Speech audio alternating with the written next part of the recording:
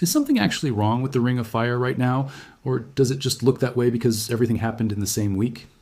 I want to walk through this properly, because the honest answer is more interesting than a simple yes or no. Within a few days, we had a deep magnitude 6.2 earthquake tear through the Halmahera region of eastern Indonesia. We had a shallow magnitude 6.1 strike near the Ryukyu Islands south of Japan. We had Anak Krakatau, sitting quietly in the Sunda Strait for years, suddenly get bumped up to alert level 3 out of 4 after a fresh eruption sent an ash column into the sky. We had Taal Volcano in the Philippines putting on a show of its own, with fresh eruptive activity caught on camera. And in the background of all of this, we are still feeling the aftershocks of a genuinely massive deep earthquake near Tonga earlier this year, plus a string of magnitude 7+ events scattered across the globe. Then, almost as if to remind us that the Ring of Fire doesn't have a monopoly on drama, Venezuela got hit by a rare earthquake doublet, 2 major quakes only 39 seconds apart, on a completely different plate boundary thousands of miles away. So the real question isn't whether these things happened. They did happen, and they are well documented by seismic agencies around the world. The real question is whether they are connected, whether they mean something bigger is building, and whether you should actually be worried. Let's go through it piece by piece, because the geology here is genuinely fascinating once you understand what's actually happening under the surface. Start with Indonesia, because it's the clearest example of just how complicated this part of the planet really is. The magnitude 6.2 earthquake struck near Halmahera, close to the town of Tobelo, at a depth of somewhere between 119 and 127 kilometers, depending on which monitoring agency you check. Different networks around the world, the American Geological Survey, the German GFZ Center, the Indonesian Meteorological Agency BMKG, all logged slightly different numbers, which is completely normal for an event like this.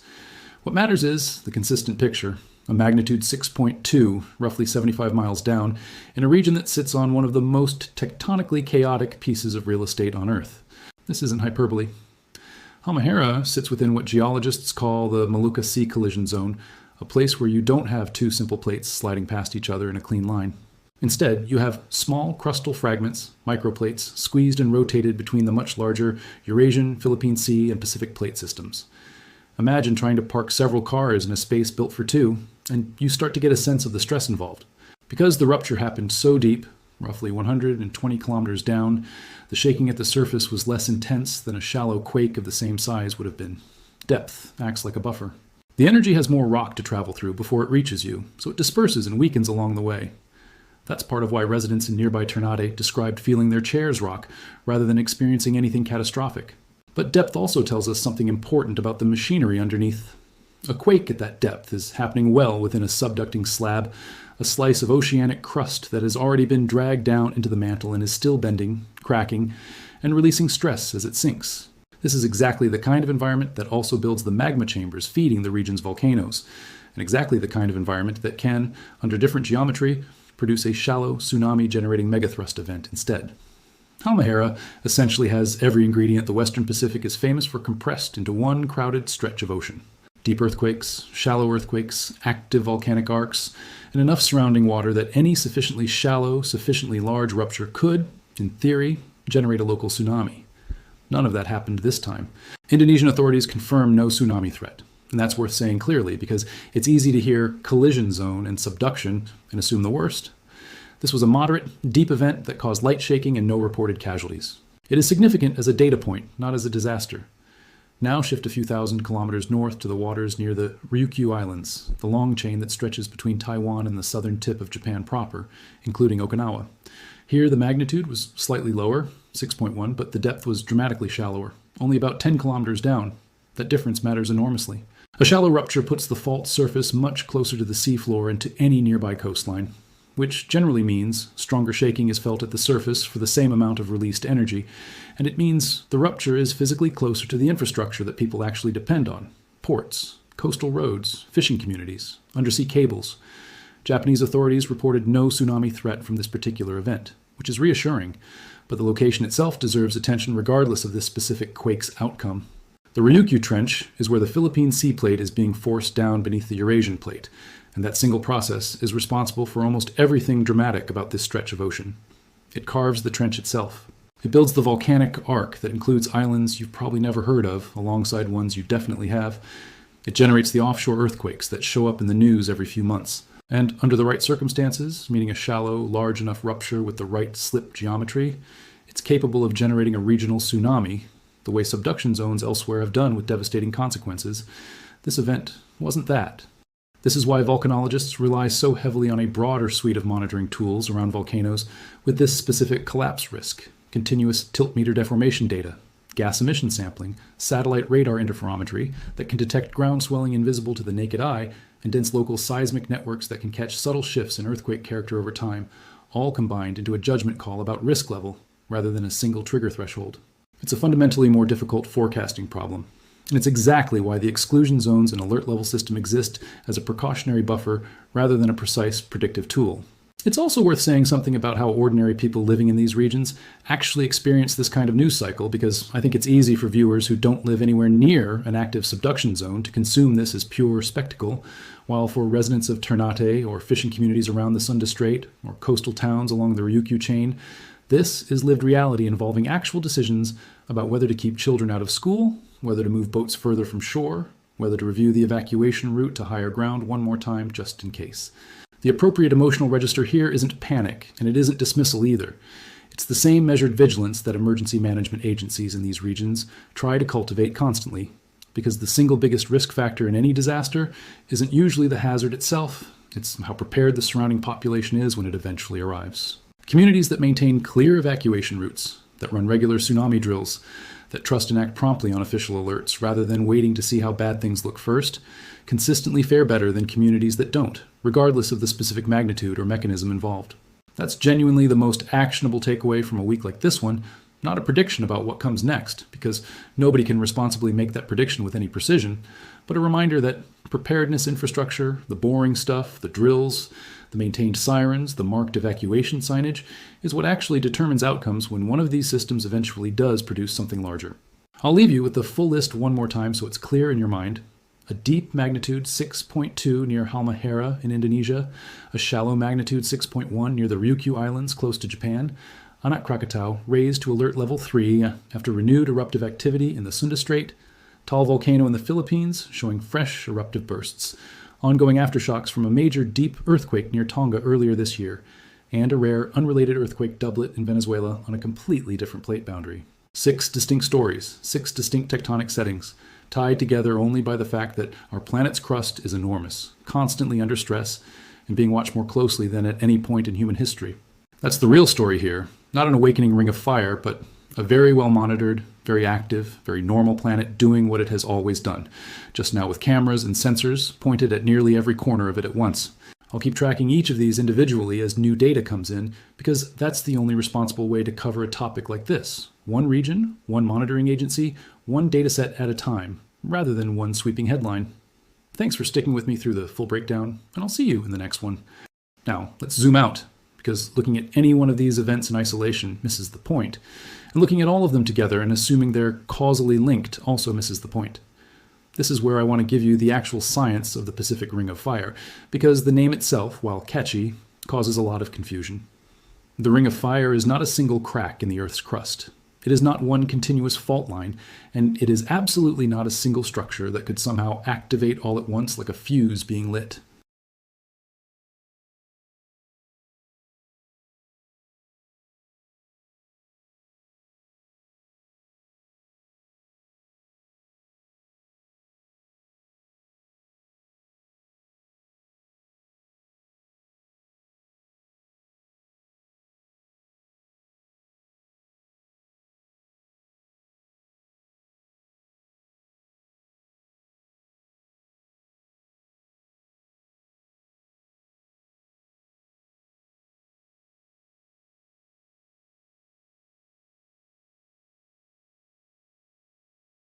Roughly 90% of the world's earthquakes occur within this belt, and something like 75% of the planet's active volcanoes, on the order of 450 or so, sit along it. Those are staggering numbers, and they explain why the region has such an outsized reputation. But the mechanism connecting all of it isn't some single unified fault. It's that the entire belt is built from subduction zones, places where one tectonic plate is forced down beneath another as they converge. Subduction is worth understanding properly, because it's the engine behind almost everything we've talked about today.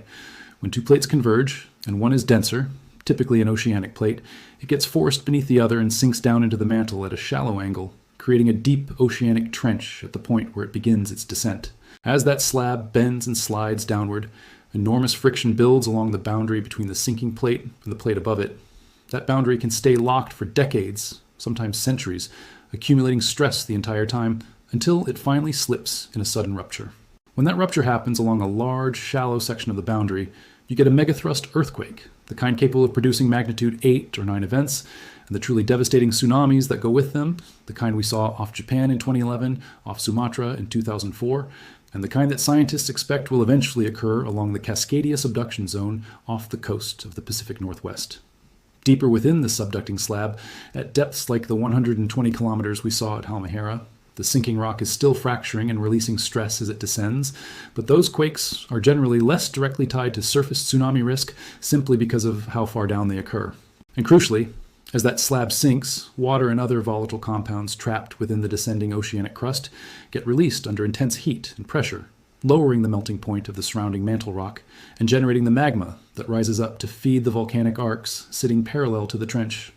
This is why you consistently find trenches, earthquakes, and volcanoes traveling together along these boundaries. It isn't coincidence, and it isn't one triggering the other in a domino sense either.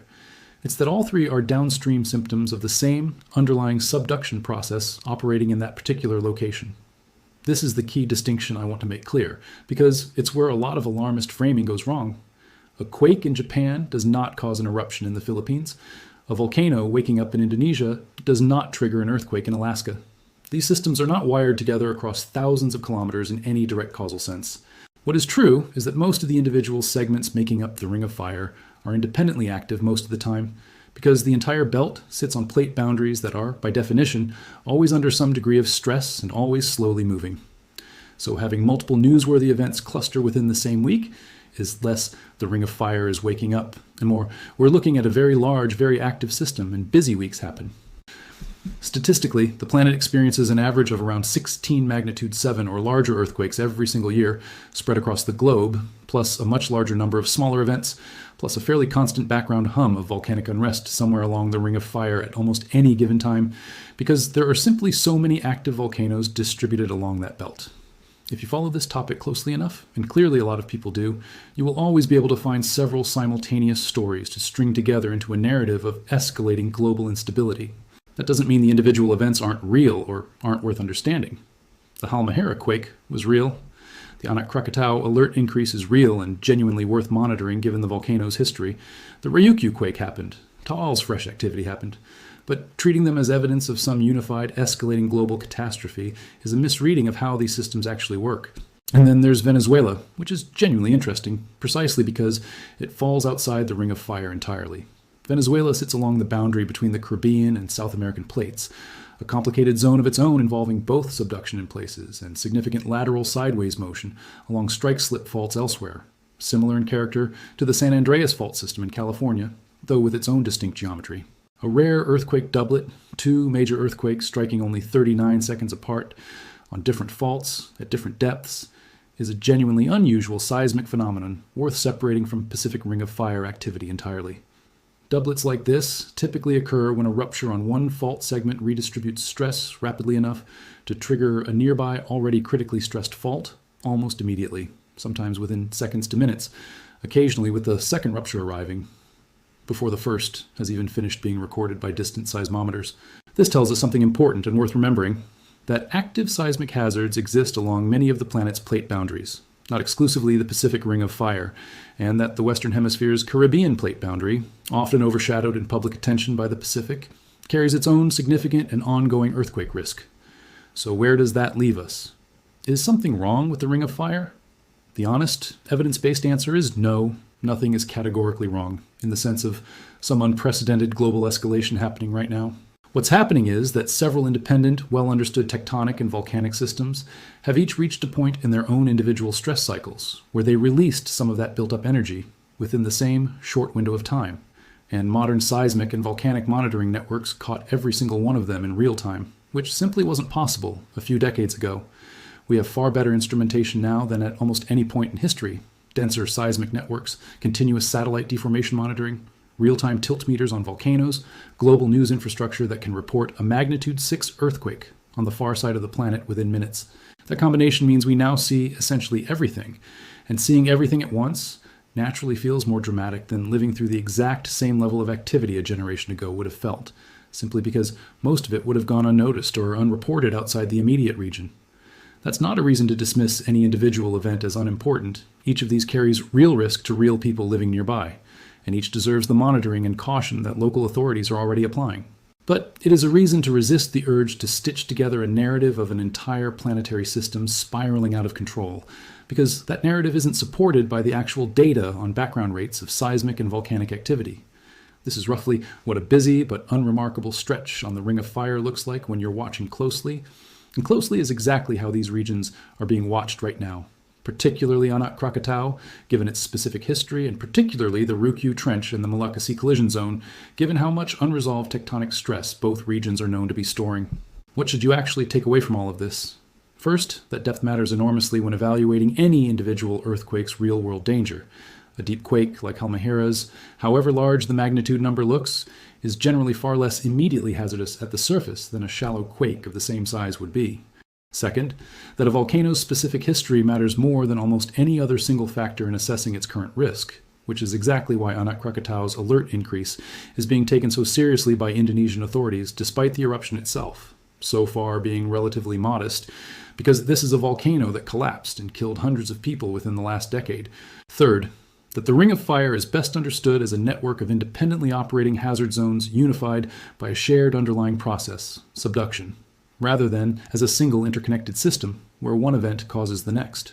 And fourth, that clustering of newsworthy events within a short window is statistically expected on a planet this seismically and volcanically active, rather than being inherently evidence of acceleration.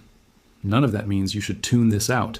If you live near any active subduction zone, anywhere along this belt, or along comparable boundaries elsewhere in the world, staying informed about your local monitoring agency's alerts, understanding your region's tsunami evacuation routes, and taking official alert level changes seriously is simply good practice, not paranoia.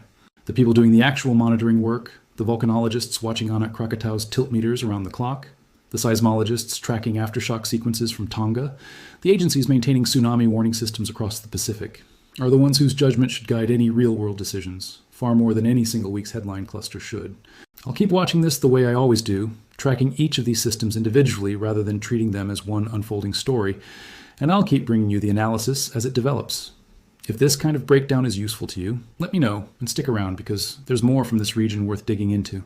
Let me add a bit more context because I think it helps to understand how we even got the phrase Ring of Fire in the first place, and why the name itself has shaped the way people talk about this region for over a century. The term dates back to descriptions used by geologists and geographers long before plate tectonics was even a formally accepted theory, back when scientists could see the pattern of volcanoes ringing the Pacific Basin without yet understanding the mechanism producing it. It wasn't until the theory of plate tectonics matured in the 1960s and 70s that we actually understood why the pattern existed, that the Pacific Plate and its many neighboring plates were all converging, diverging, or sliding past one another along consistent boundaries, and that subduction specifically was the common thread tying the earthquakes and volcanoes together. So the name predates the science, and I think that's part of why it still gets used in slightly misleading ways today. It sounds like a single object, a ring, something that could theoretically light up all at once, when the reality is a distributed network of independent boundary segments that happen to trace a roughly circular path, because that's simply the shape of the Pacific Plate's edges. Let's also spend a moment on the Tonga earthquake, because I mentioned it, and it deserves more than a passing reference. Tonga sits along one of the fastest converging subduction zones on the planet, where the Pacific Plate is being forced down beneath the smaller Australian and Tonga microplates at a rate considerably faster than most subduction zones elsewhere in the world. That speed matters, because faster convergence generally means faster accumulation of stress, and faster accumulation of stress generally means a higher frequency of significant earthquakes over time compared to slower moving boundaries.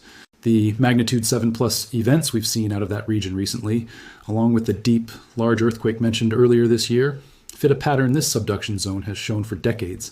Deep earthquakes in this specific trench are actually fairly common, because the subducting slab here is unusually long and steep, meaning it descends to great depths relatively close to the trench itself, producing intermediate and deep focus earthquakes on a regular basis.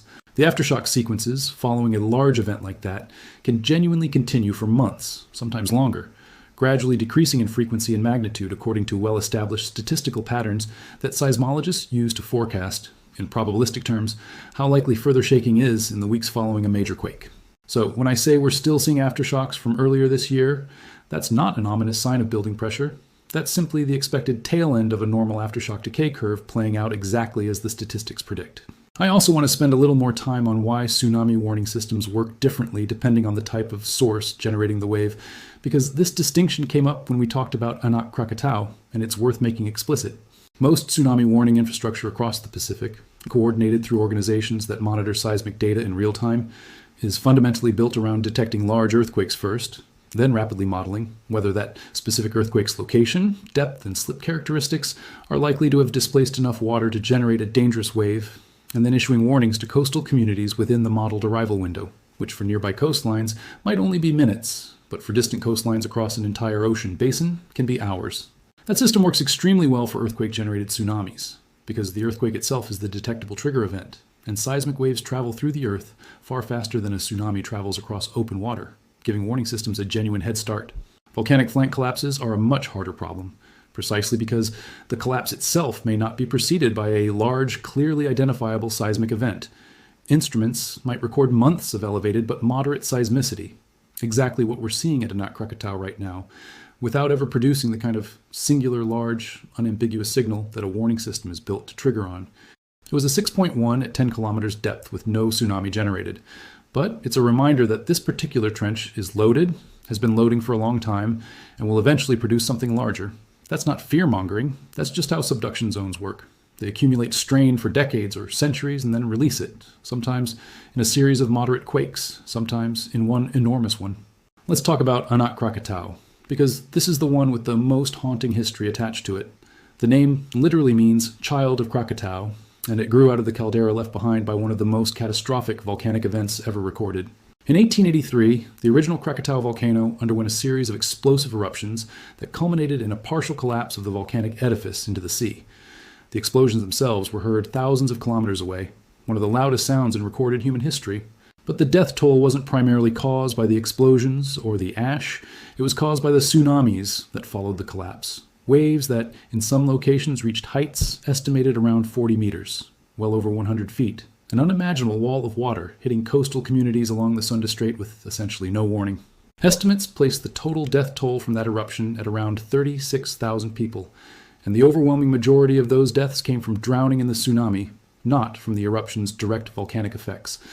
To put that wave height in perspective, engineers and geologists studying the Cascadia subduction zone off the coast of the Pacific Northwest in North America model potential tsunami run-ups, from a full rupture megathrust earthquake, there reaching perhaps 30 meters in the worst affected areas, and that's considered a catastrophic worst-case scenario for that region. Krakatau's 1883 waves were taller than that, generated not by a megathrust earthquake at all, but by a volcano physically collapsing into the ocean and displacing an enormous volume of water almost instantly. Over the following decades, a new volcanic cone grew back inside the collapsed caldera, and that's the cone we now call Anak Krakatau.